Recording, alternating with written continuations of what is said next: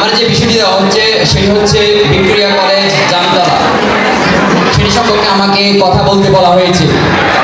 আজকের অনুষ্ঠানে উপস্থিত আছেন আমাদের সম্মানিত উপাধ্যক্ষ সাহেব, উপস্থিত আছেন শিক্ষকবৃন্দু এবং সামনে উপস্থিত আছেন আমার প্রাণপ্রিয় শিক্ষার্থী বন্ধুরা। সকলকে আমার অন্তরের অন্তঃস্থল থেকে অভিনন্দন এবং শুভেচ্ছা জ্ঞাপন করছি। আমাকে যে বিষয়টা দেওয়া হয়েছে সেটা হচ্ছে কুমিল্লা ভিক্টোরিয়া জামতলা।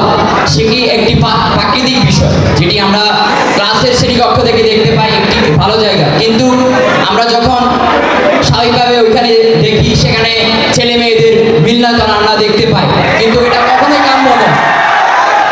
আমাদের কাম্য বিষয় হচ্ছে আমরা যদি কোনো প্রয়োজনীয় বিষয় থাকে তাহলে আমরা সেই জায়গাটির মধ্যে আমরা আমাদের প্রয়োজনীয় কথা বলতে পারি। কিন্তু ক্লাসের সময় ক্লাসের মধ্যে থেকে যখন শিক্ষক ক্লাস করে তখন ওই সময় আমরা দেখতে পাই অনেক শিক্ষার্থীরা, যারা সবাই খারাপ নয়, আমি সবাইকে নেগেটিভভাবে নিচ্ছি না, কিন্তু কিছু সংখ্যকের মধ্যে দিয়ে আমরা দেখতে পাই 2-3 জনের মধ্যে দিয়ে সমষ্টিকভাবে আমরা ওইখানে দেখতে পাই।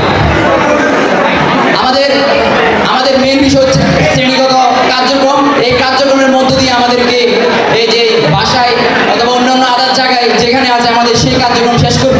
কিন্তু এই সকল ক্লাসে উপস্থিত না হয়ে আমরা দেখতে পাই অনেকে এই সকল জায়গাতে বসে থাকে।